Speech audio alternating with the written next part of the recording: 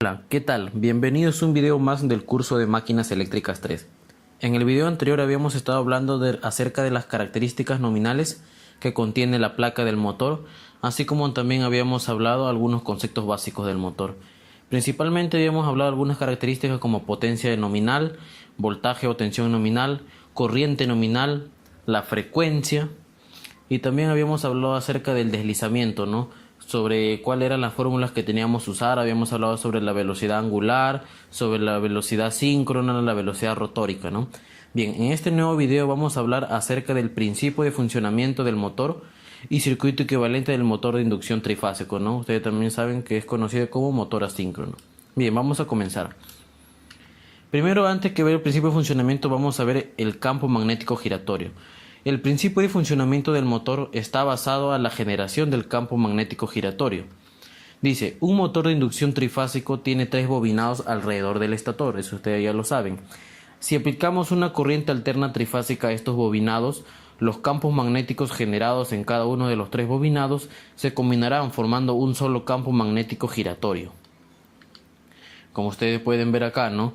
Tenemos acá lo que es el estator y acá el estator te rodea de bobinados, ¿no? 3 bobinados. Si aplicamos una corriente a esos bobinados, cada bobinado va a generar un campo magnético, pero estos 3 campos magnéticos se van a convertir en un campo magnético solo, ¿no? Un común giratorio, ¿no? Que está representado acá como amarillo, ¿no? ¿Qué va a hacer este campo magnético giratorio? Va a girar alrededor de lo que es del rotor, ¿no? Dice, los campos magnéticos tienen una diferencia de fase de 120 grados. En todo instante, estos se combinan para producir un campo magnético giratorio resultante que actúe sobre el rotor. Cuando las corrientes trifásicas son aplicadas a los bobinados del estator, el campo magnético gira a una velocidad constante, ¿no? Bien, entonces, ¿qué va a suceder si nosotros aplicamos una corriente alterna a los bobinados del estator? Simplemente va a generar un campo magnético giratorio, ¿no? Que va a interactuar sobre el rotor, ¿no? Del motor. Bien, ahora sí vamos a ver el principio de funcionamiento. Vamos a explicar el principio de funcionamiento del motor de inducción paso a paso para una mayor comprensión. Como primer paso, si nosotros aplicamos corriente alterna a los bobinados que se encuentran en el estator, estas corrientes que iban a producir un campo magnético giratorio, ¿no? Luego, este campo magnético giratorio producido, ¿qué es lo que va a hacer? Va a penetrar, ¿no? Va a traspasar las barras del rotor y va a inducir una corriente en ellas, ¿no? O sea, este campo magnético giratorio que se va a producir aplicando una corriente alterna a los bobinados del rotor, ¿qué es lo que va a hacer? Va a penetrar las barras del rotor y va a inducir una corriente en el rotor, ¿no? Las corrientes inducidas en el rotor, a su vez, ¿qué van a generar? Van a generar alrededor de los conductores que se encuentran en el rotor otro campo magnético giratorio, ¿no? O sea, estas corrientes que van a ser inducidas por el campo magnético giratorio que se produce en el estator, va a producir, ¿no? Estas corrientes va a producir un campo magnético giratorio en el rotor, ¿no?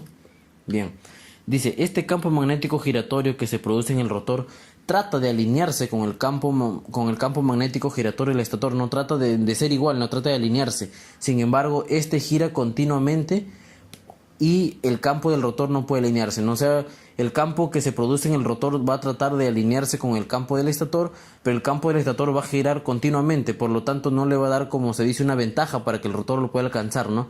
Por lo tanto, el campo del rotor no puede alinearse, ¿no? O sea, siempre va a girar a una velocidad un poco menor a la del estator.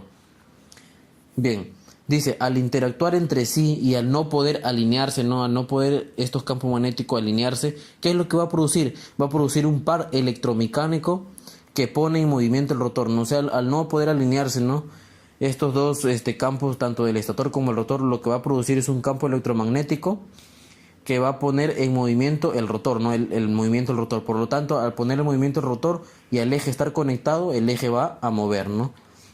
Y este es lo que es el principio de funcionamiento del motor, ¿no? Además nos dice que cuando el rotor del motor empieza a girar, su velocidad es menor a la del campo giratorio del estator, ¿no? Como ya le había comentado. La velocidad en que gira el estator es llamado velocidad síncrona, ¿no? Eso ya lo habíamos visto en el video anterior, ¿no? Cuál era la velocidad síncrona, la fórmula que nosotros aplicábamos, ¿no?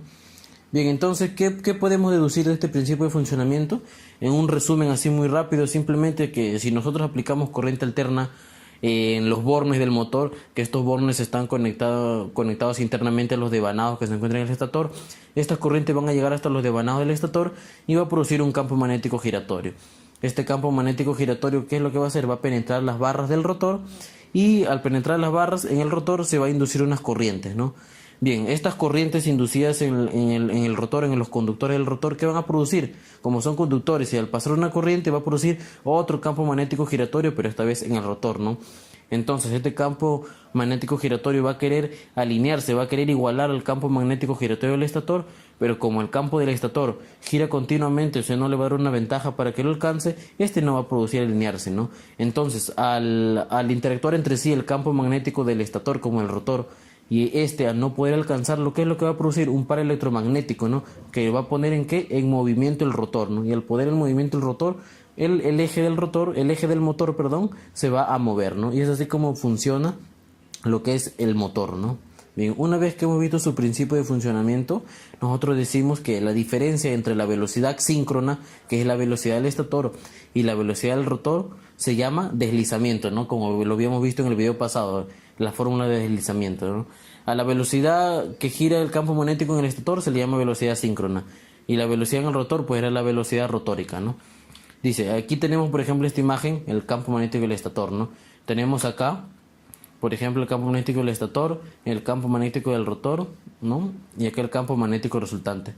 Aplicamos corriente a los devanados del estator y que se va a producir un campo magnético, ¿no? Este iba a penetrar las barras del rotor y iba a inducir unas corrientes, las cuales iban a producir un campo magnético en el rotor, como lo vemos acá. Entonces, este campo magnético va a tratar de alinearse con este campo magnético, pero como este gira continuamente, no va a poder alinearse, ¿no? Por lo tanto, lo que va a hacer es producir un par electromagnético resultante, ¿no? Como vemos acá, un campo magnético resultante. ¿Qué es lo que va a producir este campo magnético resultante? Que el rotor se mueva, ¿no? Y así es como funciona el motor. Si las velocidades de ambos fuesen iguales, o sea, si la velocidad del rotor alcanzaría la velocidad del estator, no habría movimiento entre ellos, por lo tanto no se produciría la fuerza electromotriz inducida en el rotor. Y sin una fuerza electromotriz inducida en el motor, no habría una fuerza de rotación, o sea, el par motor. Si las velocidades llegarían a ser iguales, en otras palabras, simplemente el eje del motor no se movería, no funcionaría, ¿no? Vamos a ver ahora lo que es el circuito equivalente del motor de inducción. Vamos a ver los tipos de circuitos equivalentes. Primero tenemos el circuito equivalente por fase del motor de inducción trifásico, conexión en estrella.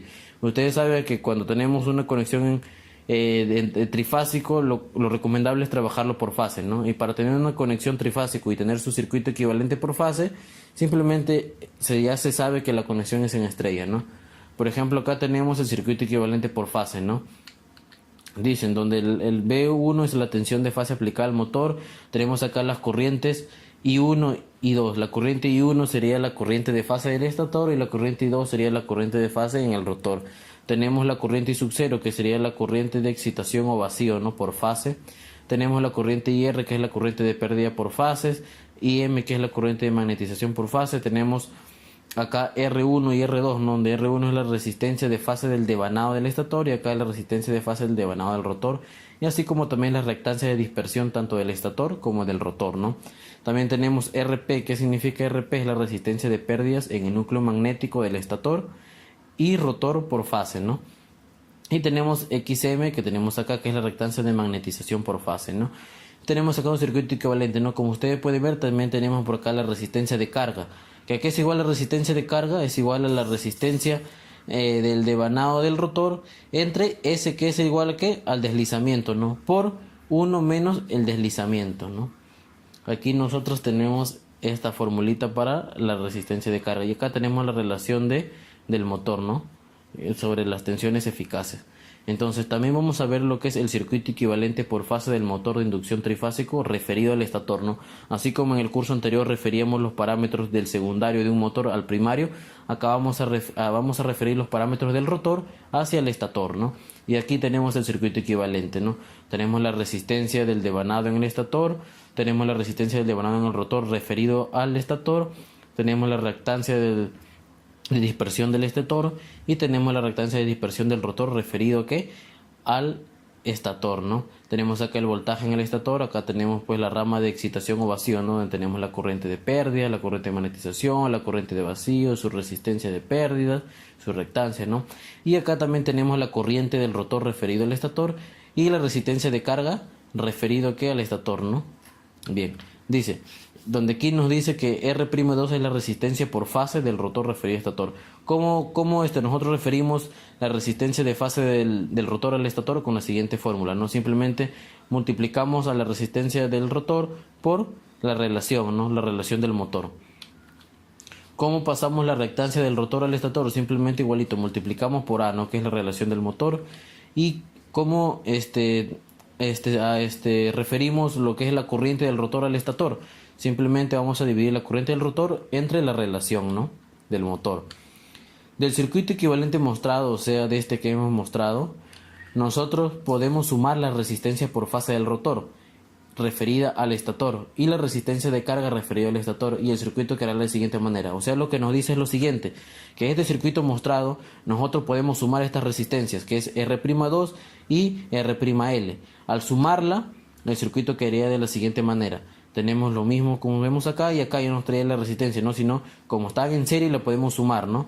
Entonces sería la resultante de que era la suma de aquí de la resistencia del rotor referido al estator y la resistencia de carga referida al estator, esta resultante, ¿no? O sea, la suma de este más todo este de acá, esto que ustedes pueden ver aquí, resulta lo siguiente, resulta R'2 entre S, que significa la resistencia del rotor referido al estator entre el deslizamiento, y eso lo ponemos acá, ¿no? Y le agregamos lo que es la reactancia del rotor referido al estator, y así quedaría también nuestro circuito por fase referido al estator, ¿no? Y de este circuito nosotros podemos obtener las siguientes ecuaciones. Podemos obtener la ecuación del voltaje, ¿no? Como ustedes pueden ver, aquí es igual el voltaje del estator a qué, a R1, que es la resistencia más la reactancia, por la corriente del estator más el voltaje eficaz, ¿no? Del estator, ¿no? Como ustedes pueden ver, está en paralelo, ¿no? O sea, este voltaje es todo esto de acá, ¿no? Como si fuera una malla cerrando circuito, tenemos esta ecuación. Y de aquí también tenemos la ecuación, ¿no? Que la corriente del estator aquí es igual, como este es un nodo, corriente que llegan es igual a ¿qué? A las corrientes que salen. Entonces la corriente del estator es igual a la corriente de vacío más la corriente del rotor referido al estator, como ustedes pueden ver acá. Y igualito aquí para la corriente de vacío, que es igual a la corriente de pérdidas más la corriente de magnetización. Esto en forma fasorial, ¿no? Como ustedes pueden ver, en forma de fasores, ¿no? Que contienen un módulo y un ángulo, ¿no? Aquí también hay otra fórmula, ¿no? Para hallar la corriente de vacío y para hallar la corriente, ¿no? De pérdidas, ¿no? Como ustedes pueden ver acá. Bueno, la corriente de pérdidas lo podemos obtener de ¿qué? Como este está en paralelo, entonces podemos obtener de la tensión eficaz del estator entre ¿qué? Entre la corriente de pérdidas, y de la misma forma para la reactancia de magnetización, ¿no? Que es la tensión eficaz del estator entre ¿qué? Entre la corriente de magnetización. Asimismo tenemos que la tensión del estator, la tensión eficaz del estator, aquí es igual, aquí cerramos circuito, es igual a ¿qué? A la corriente del rotor referido al estator, aquí está, por lo de acá, ¿no? Por la resistencia del rotor referido al estator entre el deslizamiento más la reactancia del rotor referido al estator. Y esa es nuestra fórmula que podemos obtener. Ahora vamos a ver el circuito equivalente aproximado por fase del motor de inducción trifásico referido al estator, ¿no? Ahora al aproximado. ¿A qué consistía el aproximado? Simplemente en que la rama de excitación que inicialmente estaba acá en el circuito anterior la pasamos al inicio, ¿no? Y nuestro circuito quedaría de la siguiente forma. Y aquí nosotros podemos sumar la resistencia del estator más la resistencia del rotor referido al estator entre el deslizamiento y la reactancia, ¿no? Del estator más la reactancia del rotor referido al estator, y así podemos obtener una impedancia del estator, ¿no? Una impedancia referida al estator, ¿no? La impedancia equivalente, ¿no? Pues también tenemos otro nuevo circuito, ¿no? A diferencia de los transformadores, en los motores tenemos el circuito equivalente en T. ¿En qué consiste este circuito equivalente en T? Nos dice, en este circuito se desprecia lo que es la resistencia de pérdida, RP. O sea, esta resistencia lo despreciamos y nuestro circuito quedaría de la siguiente forma. ¿Por qué se le dice T? Porque se me esta rama, ¿no? A T una T, mira, como ustedes pueden ver acá, ¿no? Simplemente ya tendríamos que la reactancia de magnetización con la corriente de magnetización. ¿Por qué? Porque despreciamos todo esto, ¿no? Todo esto, entonces la corriente de vacío sería igual a ¿qué? A la corriente de magnetización, ¿no? Y lo demás del circuito es igual. Y así como tenemos circuito equivalente en T, también tenemos un circuito equivalente en L invertida. Dice, en este circuito de reactancia de magnetización pasa hacia adelante, ¿no? O sea, lo que estaba el circuito en T acá inicialmente, paralela invertida, simplemente esta rama lo pasamos hacia el inicio, ¿no? Y tenemos lo siguiente, ¿no? ¿En donde qué? En donde la corriente que va a ser igual acá, podemos obtener, ¿a qué va a ser igual acá? La corriente del estator a la corriente de magnetización más la corriente del rotor referido al estator, ¿no? Dice, vamos a calcular el cálculo de las corrientes I1, o sea, la corriente del estator y la corriente del rotor referido al estator, aplicando ecuaciones de Mayer, ¿no? Por ejemplo, inicialmente nosotros teníamos acá el circuito, ¿no? Referido aproximado, no, el circuito, perdón, referido al estator, ¿no? Entonces, ¿cómo calculamos esta corriente y esta corriente, ¿no? O sea, la corriente del estator y la corriente del rotor referido al estator, aplicando mallas. En la rama de excitación o vacío, la resistencia de pérdidas y la reactancia de magnetización, nosotros lo podemos convertir en una impedancia, ¿no?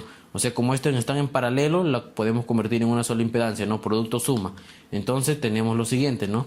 Como pueden ver acá, producto suma. Entonces la impedancia equivalente de esta rama es igual a esto, ¿no? A la resistencia de pérdidas por la reactancia de magnetización entre la resistencia de pérdida más la reactancia de magnetización. También podemos hallar la impedancia equivalente, ¿no? La impedancia cero, aplicando que lo siguiente, ¿no?